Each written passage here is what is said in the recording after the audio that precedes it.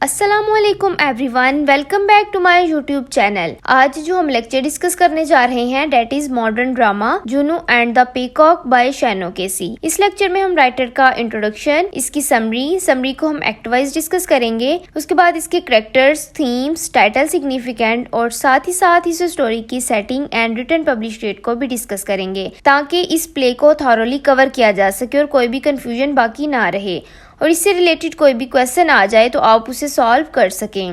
اور اس ویڈیو میں آپ کو بہت ہی ایزی ورڈنگ میں فل سمری ملے گی، اگر آپ اسے نوٹ کرنا چاہیں تو کر سکتے ہیں۔ تو چلیے سٹارٹ کرتے ہیں آج کا لیکچر۔ سب سے پہلے ہم جو اس پلے کے رائٹر ہیں ان کے بارے میں پڑھ لیتے ہیں، کیونکہ رائٹر کے بارے میں جاننا ضروری ہوتا ہے۔ تو ہمارے جو رائٹر ہیں شینو کیسی، یہ 1880 میں پیدا ہوئے اور 1964 میں ان کی ڈیتھ ہو گئی، اور یہ آئرش ڈراماٹسٹ اور میموئرسٹ تھے۔ میموئرسٹ ایسے پرسن کو کہتے ہیں جو اپنی میموری پر لکھتا ہے، یعنی اپنی یادداشت کے بارے میں لکھتا ہے، مینس کہ اس پر لکھتا ہے جو اس نے دیکھا ہے، آبزرو کیا ہے یا ایکسپیرینس کیا ہے، ایسے پرسن کو میموئرسٹ کہتے ہیں۔ اور یہ فرسٹ آئرش پلے رائٹ تھے جنہوں نے ڈبلن سلمز اور ڈبلن ورکنگ کلاس کے بارے میں لکھا۔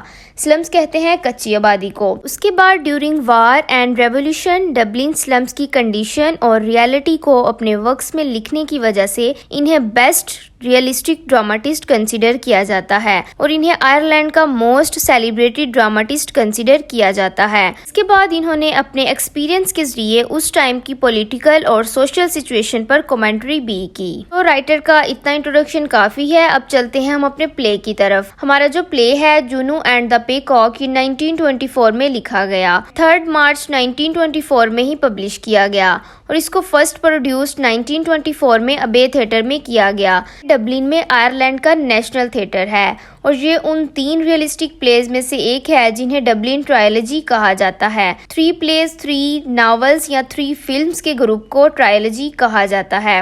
تو شینو کیسی نے ڈبلن پر ابے تھیٹر کے لیے 3 پلیز لکھے، یعنی ڈبلن ٹرائلوجی لکھی۔ اب ہم اس اسٹوری کی سیٹنگ کو ڈسکس کر لیتے ہیں۔ اس اسٹوری کی سیٹنگ ڈبلن میں رکھی گئی، اور اس میں 1920s کا ٹائم پیریڈ دکھایا گیا، اور اس ٹائم پر آئرلینڈ میں آئرش سول وار چل رہی تھی۔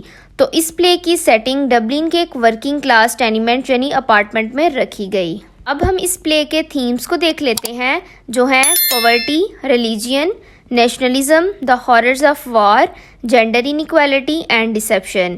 ان سب تھیمز کو ہم لاسٹ پر بریفلی ایکسپلین کریں گے تاکہ سمری پڑھنے کے بعد آپ کو تھیمز کی اچھی طرح سمجھ آ جائے۔ اب ہم اس پلے کے ٹائٹل سگنیفیکینٹ کو ڈسکس کرتے ہیں۔ ٹائٹل ہے جونو اینڈ دا پیکاک۔ اس پلے کے ٹائٹل میں جو ورڈ ہے جونو، یہ ایک ویمن کا نیم ہے، تو جونو اس پلے کی پروٹیگنسٹ ہے، اور جونو اس کا نک نیم ہے، اور اسی نیم سے ہم اسے اس پلے میں پڑھیں گے۔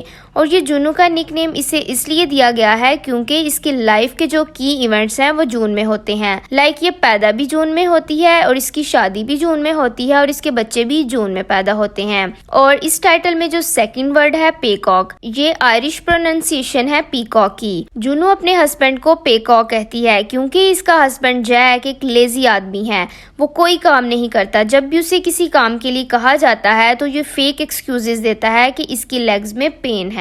ہوپ سو ٹائٹل سگنیفیکینٹ کی سمجھ آ گئی ہوگی آپ کو۔ اب ہم اپنے کریکٹرز کو ڈسکس کرتے ہیں تاکہ سمری سمجھنے میں آسانی ہو جائے۔ تو سب سے پہلا مین کریکٹر ہے جونو بوائل کا۔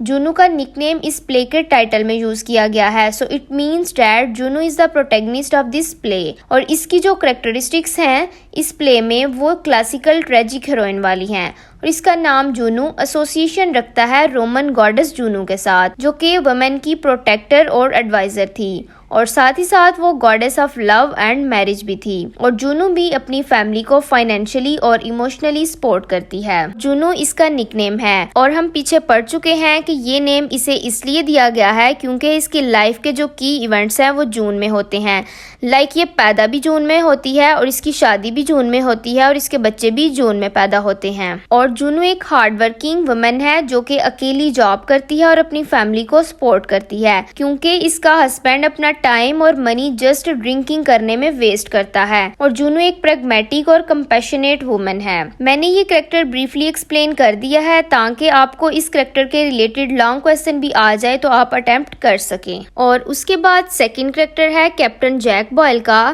जो कि जूनू का हस्बैंड है, और जूनू इसे पीकॉक कहती है क्योंकि ये भी पीकॉक की तरह लेजी है। जैसे पीकॉक बहुत खूबसूरत होता है तो बस अपने पंख दिखाता है और प्राउड फील करता है, बिल्कुल इसी तरह जैक भी जस्ट शो ऑफ करता है और प्राउड में रहता है। और इसने एक दफा शिप में सफर किया था तो ये अपने नाम के आगे कैप्टन लगाता है, और ये ना कोई जॉब नहीं करता। जब भी इसे किसी काम के लिए कहा जाता है तो ये फेक एक्सक्यूजेस देता है कि इसकी लेग्स में पेन है, और ये अपना ज्यादातर टाइम और मनी अपने फ्रेंड जॉक्सर के साथ ड्रिंकिंग करने में स्पेंड करता है। और उसके बाद थर्ड कैरेक्टर है जॉनी बॉयल का। जॉनी जूनू एंड जैक का सन है, और इसे वार में एक बॉम्ब ने हिट किया था, तो जिसकी वजह से ये अपनी एक आर्म से डिसेबल्ड हो गया था। तो ये थिन, वीक और फियरफुल सा कैरेक्टर है। और उसके बाद फोर्थ कैरेक्टर है मैरी बॉयल का। मैरी जूनू एंड जैक की डॉटर है, और ये भी कोई काम नहीं करती। ये ना अपने फेलो वर्कर के अगेंस्ट स्ट्राइक पर है, और जेरी डिवाइन इससे मोहब्बत करता है, लेकिन ये जेरी डिवाइन को रिजेक्ट कर देती है और बैंथम को चूज कर लेती है। उसके बाद कैरेक्टर है चार्ली बैंथम का। चार्ली बैंथम एक स्कूल टीचर है, और ये लायर बनने की ट्रेनिंग कर रहा है, और ये एक सेल्फिश पर्सन है, और इसका मैरी के साथ लव अफेयर होता है। उसके बाद कैरेक्टर है जेरी डिवाइन का। ये भी एक्स शूटर है मैरी का, लेकिन मैरी इसे रिजेक्ट करके चार्ली बैंथम को चूज करती है। उसके बाद कैरेक्टर है जॉक्सर डेली का, जो कि जैक का फ्रेंड है, और ये एक ड्रंकर्ड, फ्लैटरिंग और हिपोक्रेट पर्सन है, और ये भी कोई काम नहीं करता। और जैक और जॉक्सर ऑल टाइम बस ड्रिंकिंग करते रहते हैं, और जूनू जॉक्सर डेली को बिल्कुल पसंद नहीं करती। उसके बाद कैरेक्टर है मिसिस टैंकरड का। ये बॉयल फैमिली की नेबर है और रूबी की मदर है। और उसके बाद कैरेक्टर है रूबी का। इसका प्ले में मर्डर हो जाता है।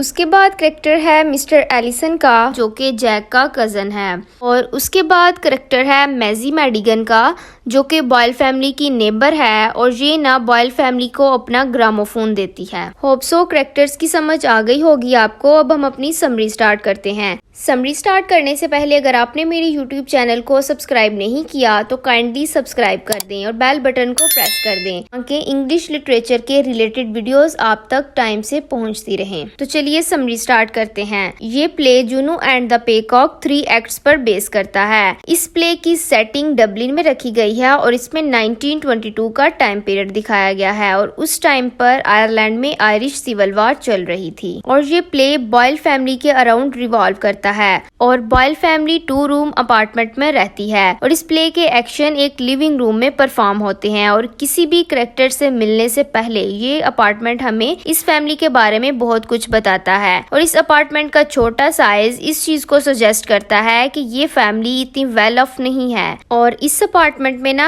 वर्जिन मैरी की पिक्चर लगी होती है, तो ये पिक्चर ऑफ वर्जिन ये शो करती है कि ये कैथोलिक्स हैं। ये प्ले यहाँ से स्टार्ट होता है कि मॉर्निंग का टाइम है, तो मैरी बॉयल और उसका जो ब्रदर है जॉनी, ये दोनों लिविंग रूम में बैठे होते हैं। तो वहाँ पर इन दोनों की मदर जूनू बॉयल आती है, तो हमें पता चलता है कि ये तीनों जूनू के हस्बैंड कैप्टन जैक बॉयल का वेट कर रहे हैं, क्योंकि जैक अपने फ्रेंड जॉक्सर के साथ ड्रिंकिंग करने के लिए गया हुआ है और अभी तक घर वापस नहीं आया। और जूनू एंड मैरी न्यूज़पेपर पढ़ती हैं, तो इन्हें पता चलता है एक मर्डर का।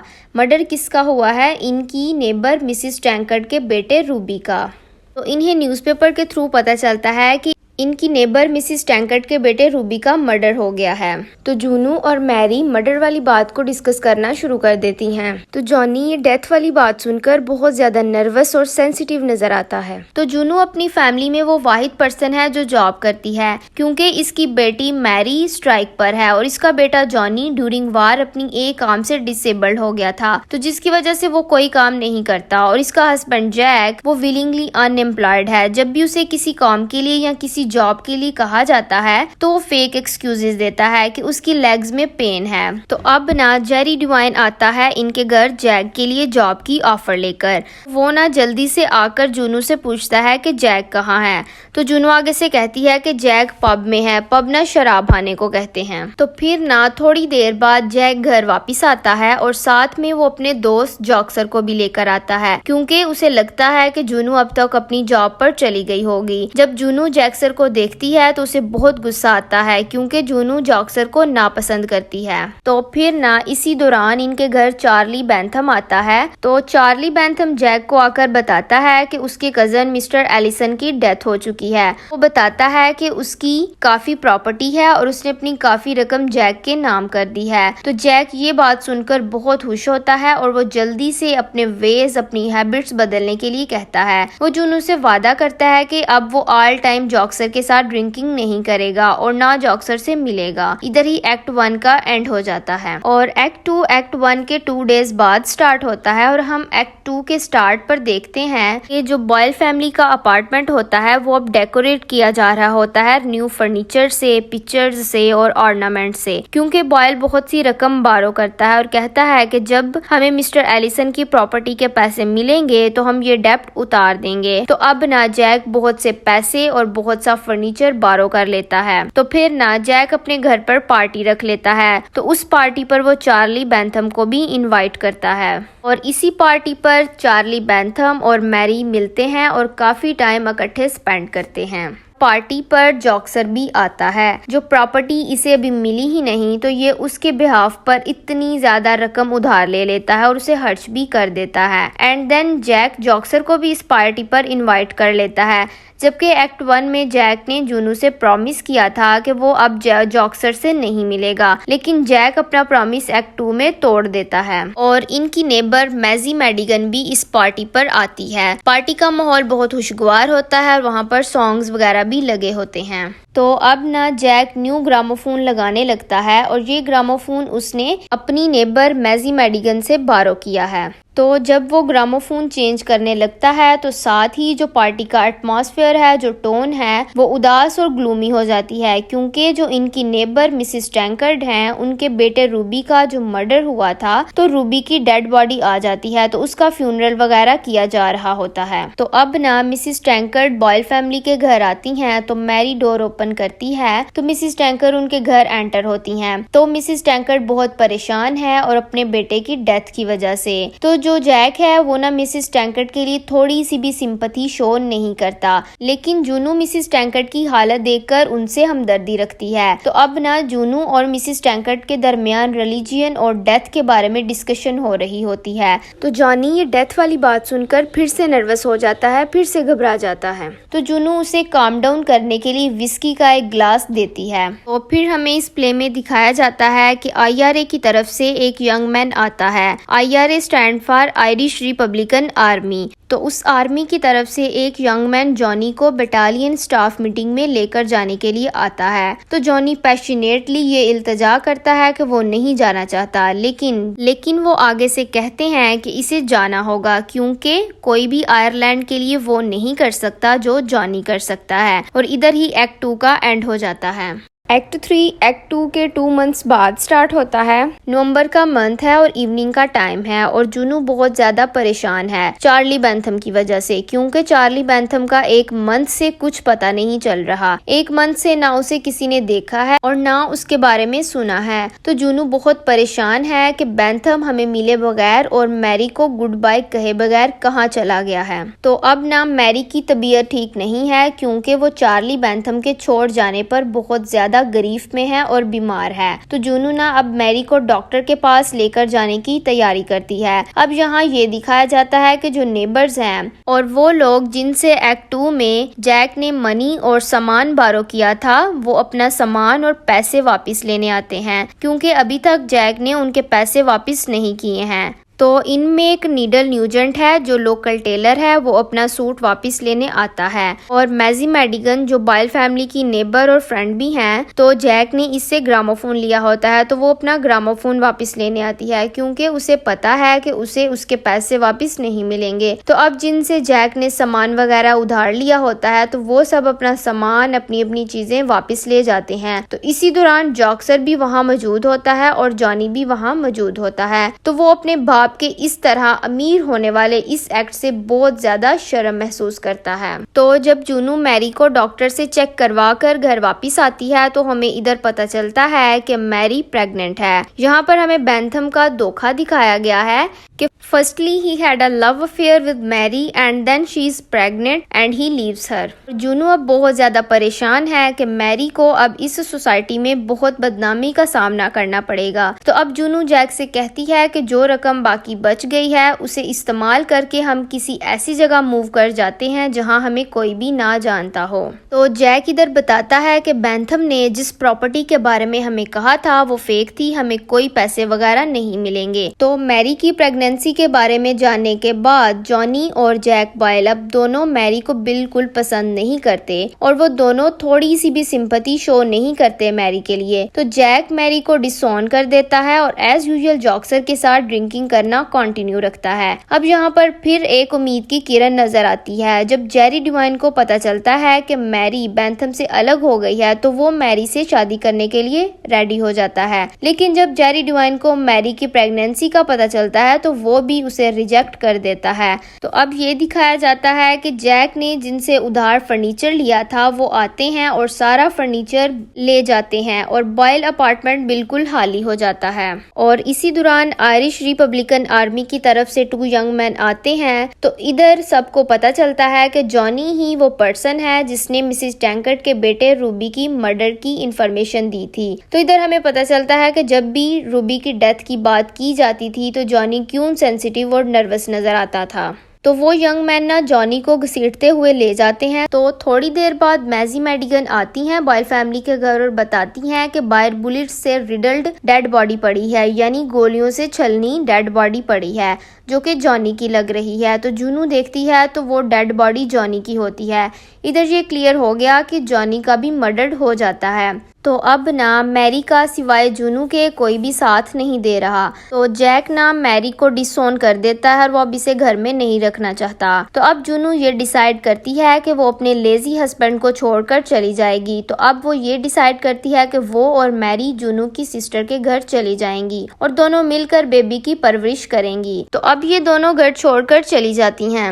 تو اب جیک اور جاکسر کو دکھایا جاتا ہے کہ وہ گھر آتے ہیں اور جیک بالکل ان اویئر ہے کہ اس کے سن جانی کی ڈیتھ ہو چکی ہے اور اس کی وائف اور ڈاٹر اسے چھوڑ کر جا چکی ہیں۔ اب جیک بالکل نشے میں ہے اور گھر کی کنڈیشن دیکھ کر گریف میں جیک کہتا ہے کہ the whole world in a terrible state of changes۔ اور ادھر ہی اس پلے کا اینڈ ہو جاتا ہے۔ امید کرتی ہوں کہ آپ کو اس پلے کی سمری اچھے سے کلیئر ہو گئی ہوگی۔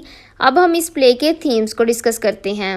سب سے پہلا تھیم ہے پاورٹی کا۔ یہ تھیم ہمیں پلے کے سٹارٹنگ میں ہی دکھایا جاتا ہے کہ بائل فیملی کوئی اتنی ویل آف فیملی نہیں ہے۔ یہ ایک چھوٹے سے اپارٹمنٹ میں رہتے ہیں جو کہ ڈبلن سلمز کا پارٹ ہے۔ سلمز کہتے ہیں کچی آبادی کو، اور اس اپارٹمنٹ میں 2 رومز ہیں اور صرف ایک لیونگ روم ہے 4 اڈلٹس کے لیے۔ اور جیسے ہی پلے پروگریس کرتا ہے تو یہ کلیئر ہو جاتا ہے کہ اس فیملی کے پاس سروائیو کرنے کے لیے کوئی اتنی خاص منی نہیں ہے اور جونو وہ واحد پرسن ہے فیملی میں جو جاب کرتی ہے اور گھر چلاتی ہے، کیونکہ میری جو ہے اس کی بیٹی وہ اسٹرائک پر ہے اور جانی ڈیورنگ وار اپنی ایک آرم سے ڈسیبلڈ ہو گیا تھا جس کی وجہ سے وہ کوئی کام نہیں کر سکتا۔ اور جونو کا ہسبینڈ جیک بھی کوئی کام نہیں کرتا۔ جب بھی اسے کسی کام کے لیے کہا جائے تو وہ فیک ایکسکیوزز دیتا ہے کہ اس کی لیگز میں پین ہے اور یہ اپنا آل ٹائم اور منی جاکسر کے ساتھ ڈرنکنگ کرنے میں ویسٹ کرتا ہے۔ تو ان سب سے ہمیں بائل فیملی کی پاورٹی کا اندازہ ہو جاتا ہے۔ تو یہ تھیم ان سب چیزوں کو ہی شو کرتا ہے۔ اس کے بعد سیکنڈ تھیم ہے ریلیجن کا۔ اس پلے میں ڈیفرنٹ کریکٹرز کے ریلیجن ویوز بھی ڈیفرنٹ ہیں۔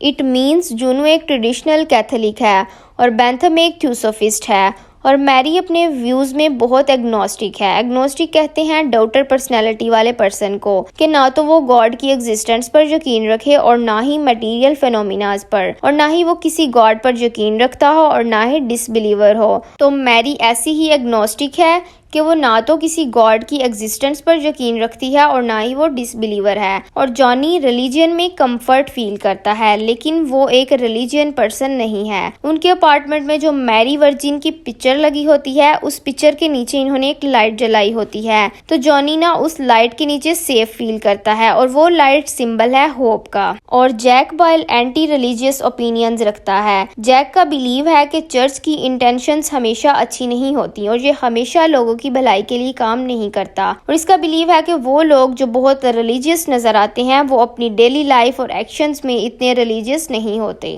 تو یہ تھا تھیم آف ریلیجین۔ اس کے بعد نیکسٹ تھیم ہے نیشنلزم کا۔ تو شینو کیسی نے اس پلے میں آئرش سول وار اور نیشنلزم پر فوکس کیا ہے۔ شینو کیسی نے اس بات پر بھی فوکس کیا ہے کہ وار کی وجہ سے جو ورکنگ کلاس ہوتی ہے وہ بہت زیادہ ڈسٹرب ہو جاتی ہے۔ تو بیسیکلی شینو کیسی نے اس پلے میں اس تھیم کے ذریعے جو وار میں ورکنگ کلاس کو نقصان ہوتا ہے اس کے خلاف آواز اٹھائی ہے۔ تو شینو کیسی کا کنسرن یہ ہے کہ وار کی وجہ سے جو ڈبلن سلمز میں رہنے والی ورکنگ کلاس ہے انہوں نے پورٹی اور ایلینیشن فیس کی۔ تو بیسیکلی شینو کیسی نے اس ٹائم پر خود ایز اے لیبرر کام کیا تھا اور وہ ورکنگ کلاس کی اپرچونٹیز اور لیک آف رائٹ سے ٹوٹلی اویئر تھے، اور یہ Irish transport and general workers union کے ممبر بن گئے اور آئرش ورکرز کے لیے انہوں نے آرٹیکلز بھی لکھے اور اس پلے میں بھی اس تھیم کو ہائی لائٹ کیا۔ اور اس کے بعد تھیم ہے دا ہاررز آف وار۔ شینو کیسی نے اس پلے میں وار کے ہاررز کو شو کیا ہے ایک آرڈنری فیملی پر آئرلینڈ سول وار کے ٹریجک ایفیکٹس کے ذریعے۔ اس پلے کے ایکشنز ایک ڈومیسٹک سیٹنگ میں پرفارم ہوتے ہیں لیکن اس سیٹنگ میں وار کا جو امپیکٹ ہوتا ہے وہ بہت تباہ کن ہوتا ہے۔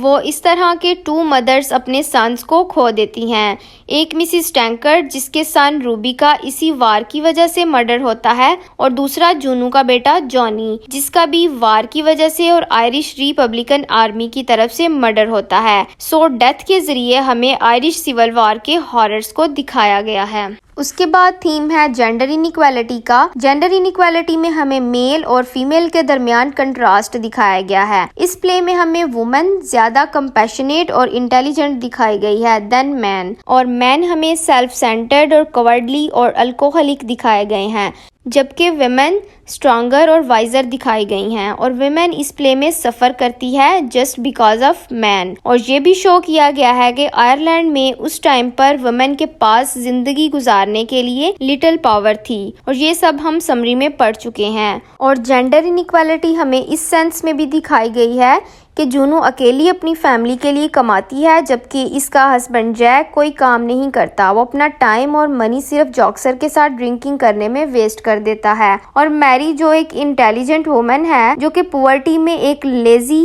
ہوپ لیس فادر کے گھر پیدا ہو جاتی ہے، اور اب وہ ایک ایجوکیٹڈ گرل ہے، اور اس کا اسٹرائک ایکٹ یہ شو کرتا ہے کہ یہ گرل اپنے بلیفز کے لیے اسٹینڈ ہو سکتی ہے۔ And at the end of the play, she is let down by all the male characters. کیونکہ میری میل کی وجہ سے ہی تباہی کا شکار ہوتی ہے، وہ اس طرح کہ she is pregnant by Bentham and he leaves her. تو میری جب پریگننٹ ہوتی ہے تو اسے جب سب سے زیادہ سپورٹ کی ضرورت ہوتی ہے تو کوئی بھی میل اسے سپورٹ نہیں کرتا۔ پہلے تو بینتھم میری کو دھوکہ دیتا ہے اور پھر گڈ بائی کہے بغیر غائب ہو جاتا ہے، اور پہلے جیری ڈوائن میری سے محبت کرتا ہے لیکن بعد میں جب اسے میری کی پریگنینسی کے بارے میں پتہ چلتا ہے تو وہ بھی میری کو ریجیکٹ کر دیتا ہے، اور میری کے گھر میں بھی اس کا فادر اور اس کا بردر بھی اسے نہ تو پسند کرتے ہیں اور تھوڑی سی بھی سمپتی شو نہیں کرتے اس کے لیے، اور اس کا فادر اسے ڈسون کر دیتا ہے۔ تو جسٹ اس ٹائم پر ایک فیمیل ہی فیمیل کو سپورٹ کرتی ہے۔ ڈسٹرائی کس نے کیا ہے؟ میل نے، اور سپورٹ وومن کر رہی ہے۔ وہ اس طرح کہ بینتھم نے میری کو ڈسٹرائی کر دیا تھا، تو جونو ہی میری کو سپورٹ کرتی ہے۔ جب میری کو گھر سے نکالا جاتا ہے تو جونو کہتی ہے کہ وہ میری کے ساتھ ہی جائے گی، اور جونو میری کو لے کر اپنی سسٹر کے گھر چلی جاتی ہے اور یہ ڈیسائیڈ کرتی ہیں کہ دونوں مل کر بیبی کی اپ برنگنگ کریں گی۔ ہوپ سو اس تھیم جینڈر انیکویلٹی کی بھی آپ کو سمجھ آ گئی ہوگی۔ اس کے بعد نیکسٹ تھیم ہے ڈسیپشن کا۔ डिसेप्शन का थीम इस प्ले में इस तरह एग्जिस्ट करता है कि इस play Juno and the peacock में ऑल कैरेक्टर्स खुद भी धोखा खा रहे हैं और दूसरों को भी धोखा दे रहे हैं। जैसे कि बैंथम बिट्रेज मैरी को बैंथम ने धोखा दिया है। वो इस तरह she is pregnant by Bentham and he leaves her, वो इसे छोड़कर चला जाता है। एंड जॉनी बिट्रेज टैंकर्ड, वो इस तरह के जो मिसिस टैंकर्ड के सन रूबी का मर्डर होता है तो इस मर्डर की सारी इन्फॉर्मेशन जॉनी देता है। So at the end of the play Johnny also gets betrayed. Play के लास्ट पर जॉनी का खुद भी मर्डर हो जाता है। और उसके बाद जैक बिट्रेज जूनू को किस तरह जैक से धोखा मिलता है वो इस तरह के जैक एक्ट 1 में प्रॉमिस करता है कि वो जॉक्सर से नहीं मिलेगा और ना ड्रिंकिंग करेगा, सारी बैड हैबिट्स छोड़ देगा। लेकिन वो एक्ट 2 में फिर से जॉक्सर को पार्टी में इनवाइट कर लेता है और ड्रिंकिंग भी वो कंटिन्यू रखता है। और हमने प्ले के एंड पे देखा कि Jack betrayed by Bentham, Jack Juno को धोखा देता है और जैक को खुद भी बैंथम से धोखा मिलता है। वो इस तरह के बैंथम एक्ट 1 में बॉयल फैमिली को ये बताता है कि उन्हें जैक के कज़न मिस्टर एलिसन की प्रॉपर्टी में से पैसे मिलेंगे। तो एक्ट 2 में बॉयल उसी मनी के बिहाफ पर बहुत सी मनी बारो करता है और बहुत सा फर्नीचर भी बारो कर लेता है कि जब मिस्टर एलिसन की प्रॉपर्टी के पैसे मिलेंगे तो वो ये मनी रीपे कर देगा। लेकिन एक्ट 3 में उन्हें पता चलता है कि वो सब फेक था, उन्हें कोई पैसे नहीं मिलेंगे। तो जिनसे जैक ने फर्नीचर और पैसे लिए होते हैं वो सब आते हैं और अपना फर्नीचर लेकर चले जाते हैं। तो बॉयल अपार्टमेंट जो है वो बिल्कुल खाली हो जाता है। तो इस तरह डिसेप्शन के थीम को इस प्ले में हाईलाइट किया गया है कि कैरेक्टर्स खुद भी धोखा खाते हैं और दूसरों को भी धोखा देते हैं। होप सो के सब थीम्स की आपको समझ आ गई होगी और इस play Juno and the peacock की भी प्रॉपर तौर पर समझ आ गई होगी और इस प्ले के जो रिलेटेड क्वेश्चंस हैं उनकी भी प्रॉपर तौर पर समझ आ गई होगी। और अगर कोई भी कंफ्यूजन बाकी है तो आप मुझे कमेंट सेक्शन में पूछ सकते हैं। और अगर वीडियो अच्छी लगी हो तो वीडियो को लाइक जरूर कीजिए और इंग्लिश लिटरेचर के बारे में और जानने के लिए मेरे यूट्यूब चैनल को सब्सक्राइब कर लीजिए और बेल बटन को प्रेस कीजिए ताकि वीडियोस टाइम से आप तक पहुंचती रहें। Thank you so much for watching this video.